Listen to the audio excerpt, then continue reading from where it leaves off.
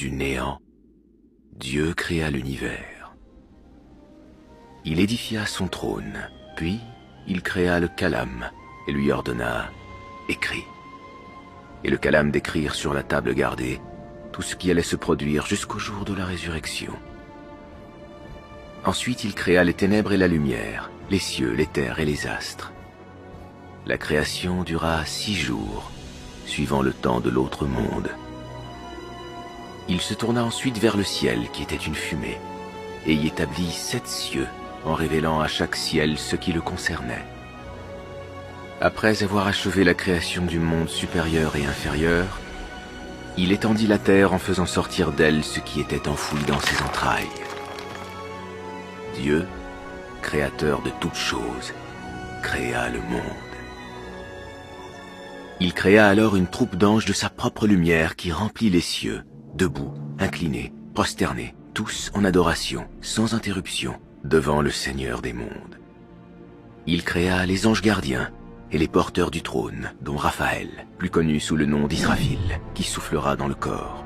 Vint le tour de Gabriel, son messager, Michael, qui assure la subsistance des créatures, Azraël, l'ange de la mort, Ridwan, le gardien du paradis, Malik, le gardien de l'enfer, Munkir et Nakir, les interrogateurs de la tombe. Après avoir créé les anges, Dieu créa les génies d'un feu subtil, dont Iblis était le commandant. Iblis s'appelait alors Areth ou Azazel. Azazel était le plus fervent adorateur du Tout-Puissant. Il s'était consacré au service de Dieu pendant un grand nombre d'années, sans jamais se révolter. Les génies vinrent sur la terre et eurent un empire. Ils semèrent alors la corruption sur la terre et se révoltèrent contre Dieu. Le Seigneur leur envoya alors Iblis à la tête d'une armée d'anges et chassa les génies qui se retirèrent vers des îles lointaines. Lorsque l'empire du monde appartint à Iblis, l'orgueil et la fierté emplirent son cœur et il dit « Qui est semblable à moi dans les cieux et sur la terre? Moi qui ai servi Dieu dans chaque ciel pendant 300 ans et qui ne me suis jamais révolté. Maintenant que je suis descendu sur la terre, tout l'empire m'appartient. »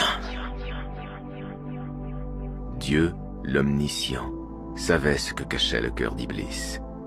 Dieu annonça ensuite aux anges « Je vais établir sur la terre un vicaire. » Les anges, voulant saisir la sagesse de cette décision, demandèrent « Vas-tu placer quelqu'un qui sèmera la corruption et fera couler le sang, quand nous sommes là à te sanctifier et à te glorifier ?»